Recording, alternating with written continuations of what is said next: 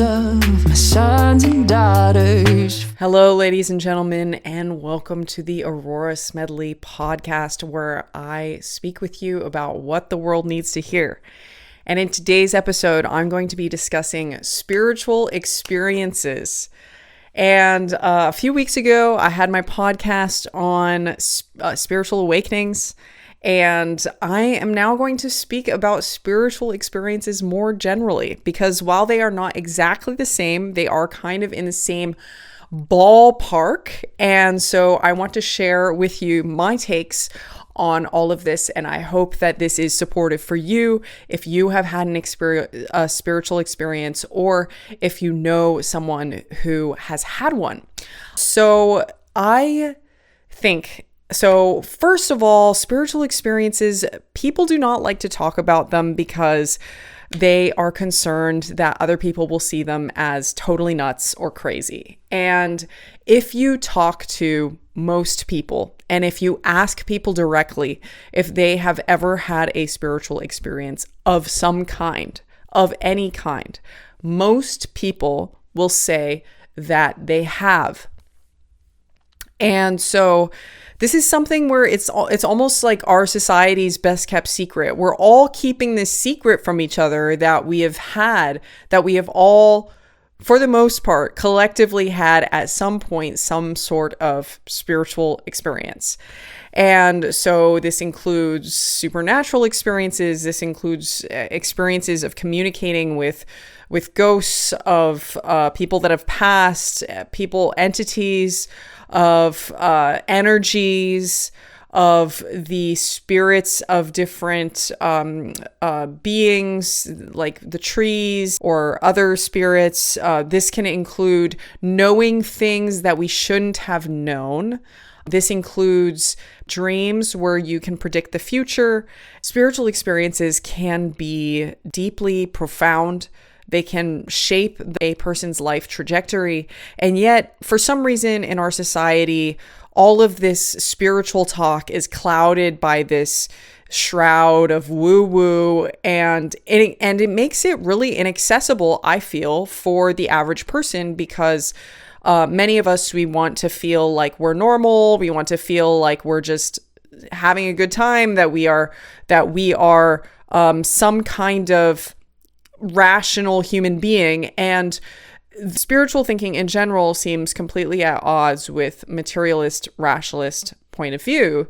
And this is where people really get caught up, because we start gaslighting ourselves that we didn't have a spiritual experience, because we're afraid of admitting to ourselves how we need to reassess our reality if our spiritual experiences are true. So I'm going to start by discussing some things that I've experienced that were spiritual experiences, and what I feel is the actual source of spiritual experiences, why they happen, what it really indicates about ourselves and our reality, and how to contend with, how to deal with a spiritual experience if you have had one. So to start, going off of my own background, my introduction to spiritual experiences happened as a result of me experiencing severe depression for several years. Because I became depressed, I began to meditate. I began to look for answers. I began to read spiritual texts. I spent extensive time in the wilderness hiking the Pacific Crest Trail. And I also became open to doing psychedelics.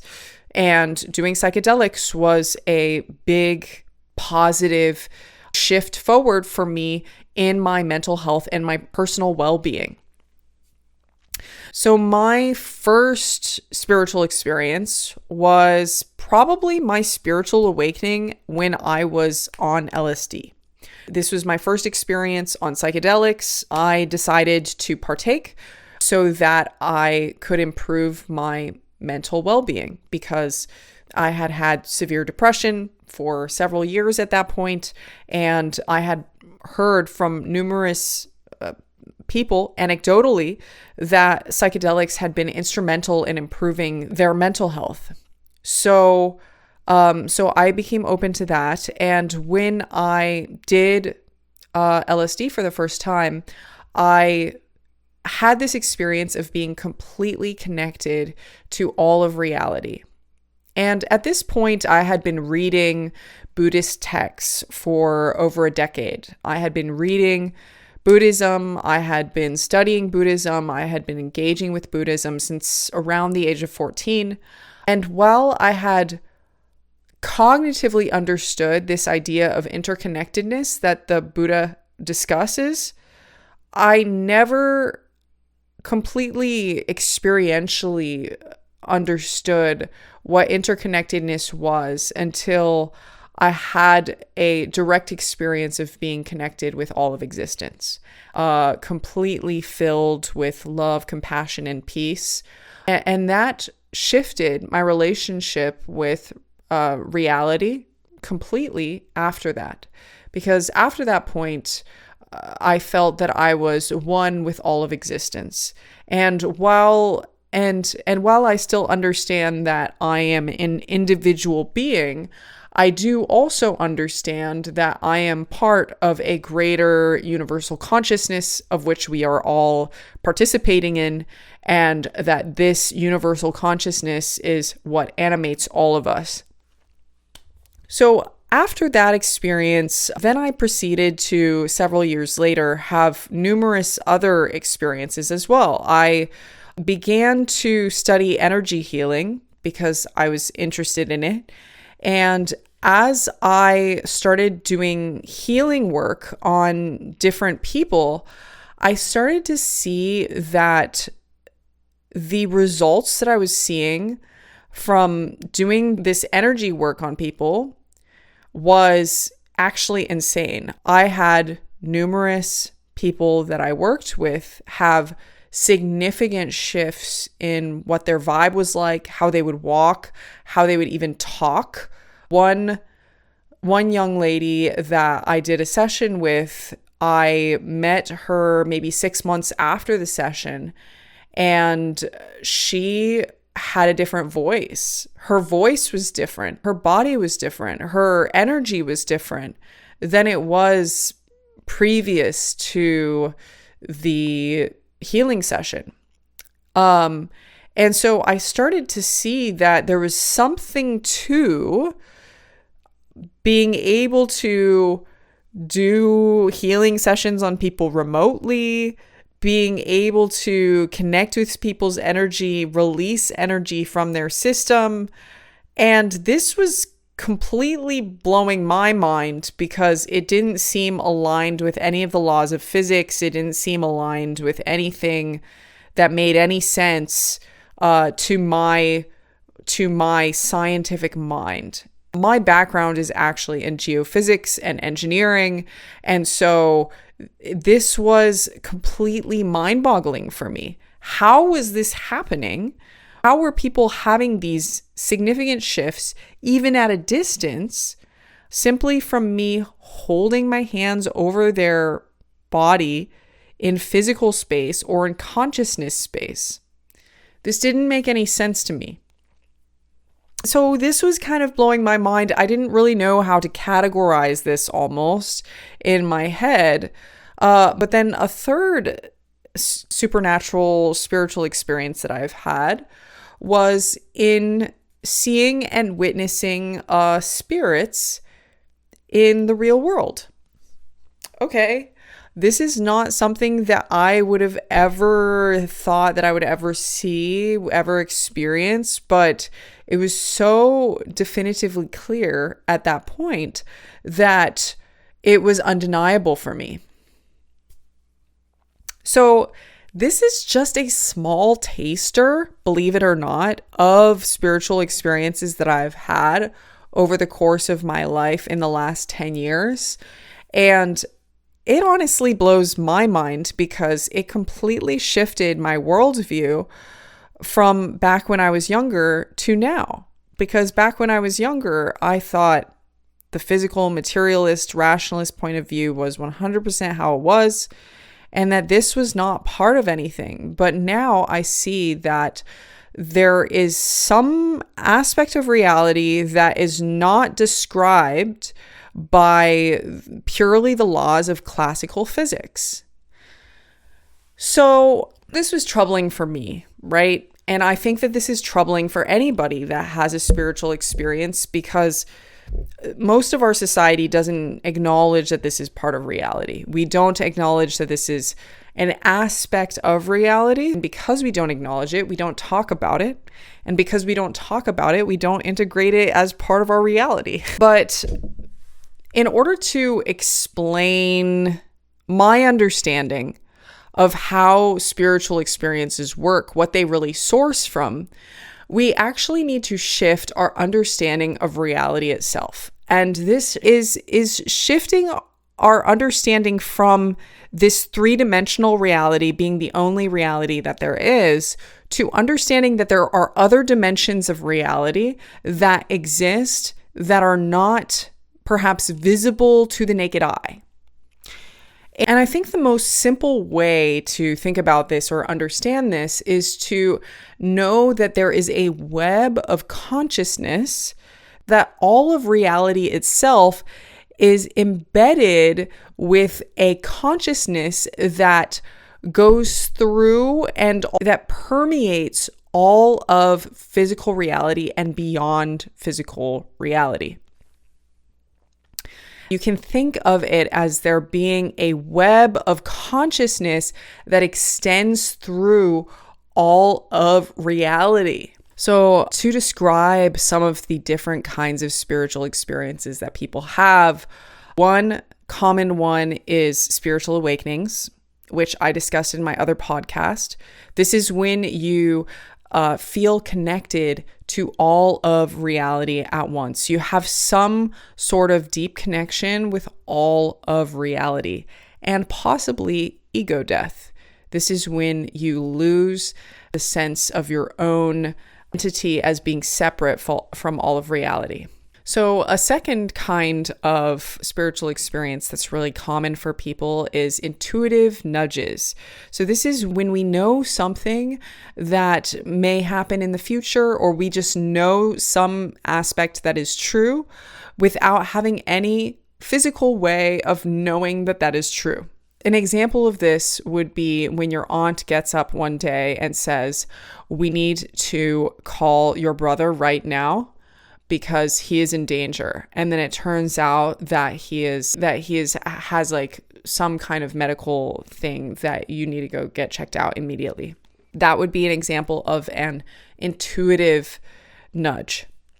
Another kind of spiritual experience that is very common is supernatural experiences. And a supernatural experience is an experience of connecting with some kind of entity, spirit, or consciousness that is non-physical.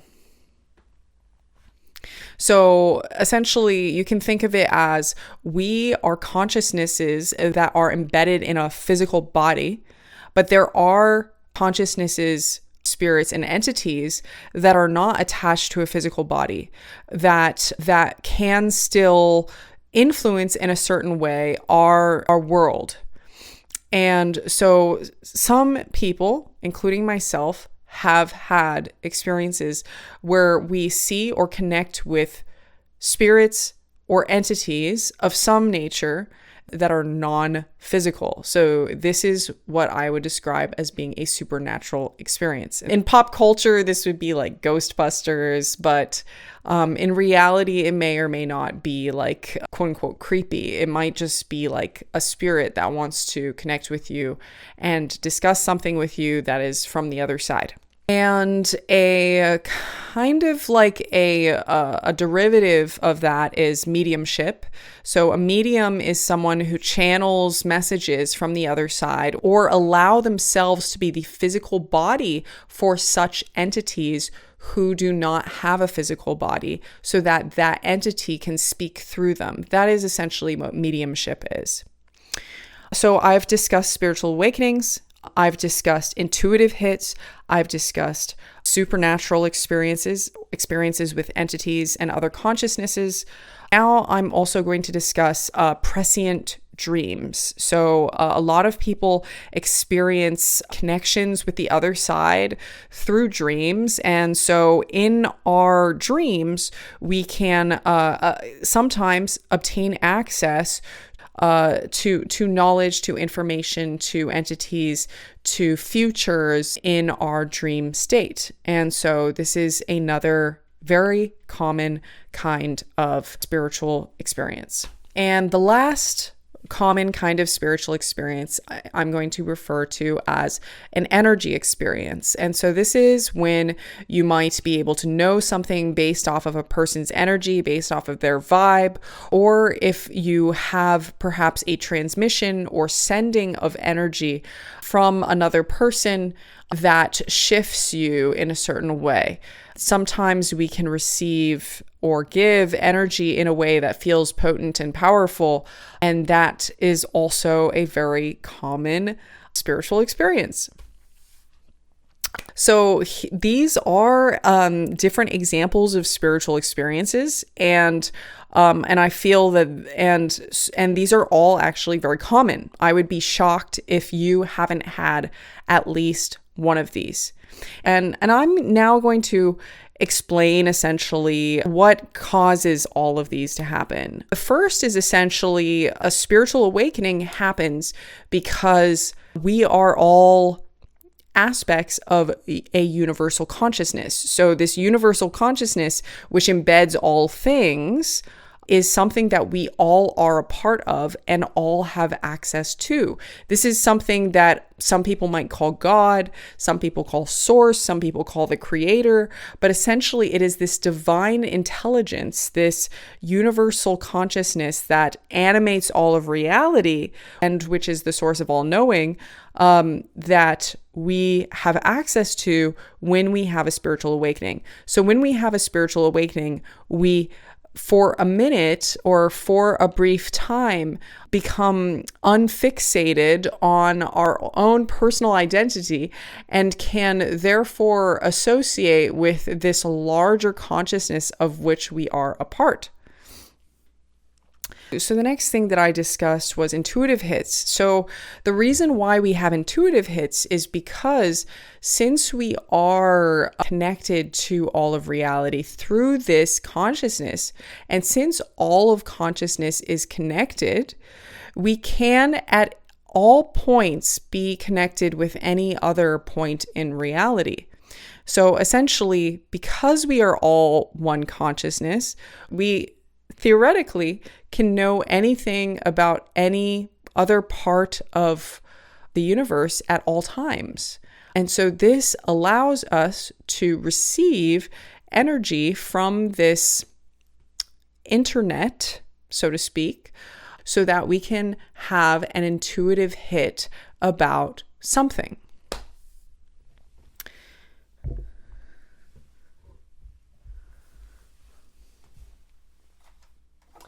So the next one that I discussed is having spiritual experiences of entities and spirits. So I would describe this as understanding that basically consciousness doesn't have to be localized to a body, and that there are entities that exist which are not part of a body. And so because of this, there is a communication that can happen between you and an entity that is not connected to a physical body. This is actually hard. This is kind of a hard topic. It's a little difficult to bridge these topics because I know so many people are at different stages, perhaps, of spiritual literacy. And so I guess I'm not sure how you are as a listener, how best to describe it for you personally, right? Because I know that different people might see this and think different things, that different people might have different language for the same thing. So now that I've described my own spiritual experiences, what really causes it to happen, now I'm going to discuss basically what to do if you have a spiritual experience, how to process it, how to kind of like think about it or move forward with your life. And this is very much like a case by case basis thing. It's not a one size fits all, and it really depends on the experience itself, right? But I'm going to give you kind of my take on how to universally address these spiritual experiences so that you can live a better, more awesome life as a result of them. The first step is to decide that this experience is good. So regardless of whether it was a positive experience, a negative experience, a enjoyable experience, a challenging experience, even like a traumatic experience, regardless of what you're feeling from that experience, the first step is to decide that that experience was good. This experience is perfectly created for the elevation of your soul and your consciousness. Because when you decide that that is what it is going to force reality to ensure that that is good. So the next thing is to release any expectation that other people are going to validate you. So unfortunately, just with the society that we have, the vast majority of people are not going to know, acknowledge, or see any spiritual experiences that you have. We tend to write off spiritual experiences as coincidences in our society, and we tend to gloss things over when people have them. So if people kind of brush it off, if people gloss over it, if people kind of ignore it, if people don't want to talk about it, if they're not as interested in it as you, then you need to just accept that this is just the reality that we currently live in. And while this doesn't have to be the reality that we always live in, that this is just a fragment, this is just a figment of our collective decision at this time. So then the next step that I would take would be to process it in some way via journaling, video journaling, walking. And I do feel that if you have the opportunity to talk with someone about it who will be non-judgmental, who will actually listen to you about it, I do think that discussing it with somebody can help you process it.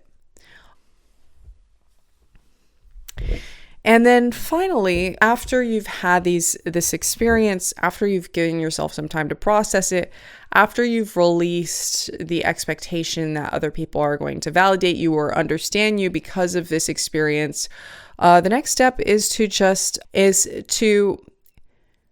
decide in what way this is now shifting your worldview. Because I think when we have a spiritual experience, typically there is some kind of important information that is being brought to us. Like typically if we're seeing something that's supernatural, if we're getting an intuitive hit, if we're having a spiritual awakening, there is some kind of growth point that needs to happen for our soul. That in some way there is something that we are being asked to do. There is some way that we are being asked to rise as an individual. There is some information that is being brought to our attention. And as we have this brought to our attention, we can decide what our next steps are. Finally, I'm also going to speak to having spiritual boundaries. So I think some people don't know how to turn the switch off as far as having all of these spiritual experiences. And I think something that is actually challenging for people that are very spiritually open, that are perhaps spiritually gifted, One challenge that some of them have is that there's so much information coming from the other side in the form of intuition, spiritual awakenings, visions, energies, entities that are trying to talk to them, etc., that things become very noisy and overwhelming. And so you need to sometimes set spiritual boundaries or find the off switch for the experiences. So I have a friend who was always having these prescient dreams. She was seeing visions all the time. So she had to learn to find the off switch for these visions because it was actually interfering with her ability to function on a day-to-day basis. I also know someone else who was constantly getting visited by various entities and spirits all the time that are trying to give him messages, etc. And so eventually he had to set boundaries, being like, no, I'm only going to speak with you guys when it's time, when I have the time in my schedule to speak with you about it, because we still live in this physical reality. We need to function in this physical reality as far as doing the things that we need to do to take care of ourselves, to take care of our loved ones, to take care of our worldly business here. And so it is not possible for the majority of us to be 100% invested in conversations with different entities all the time. So sometimes you need to set these boundaries in order to keep yourself safe and sane when you are having an excess of spiritual experiences. I do feel that people that are perhaps more early in their journey and they start to have tons and tons of information coming through, this can easily lead to somebody becoming unhinged, maybe can even snap and become psychotic if they do not know how to regulate the flow of information from the other side. So with all of that, I think that I've given you a pretty thorough understanding of spiritual experiences, different kinds of spiritual experiences, as well as how to deal with a spiritual experience when you have one. And this information has actually been kind of hard won for me. I had so many challenges with spiritual experiences, the challenges that it meant for me socially and psychologically, regulating myself as I was having them. And so I hope that this information is of great service to you if you have had a spiritual experience and don't know how best to deal with it. So thank you once again for having this conversation with me through this camera. And thank you for your questions, for liking my work, for following me. And I look forward to seeing you in the next podcast.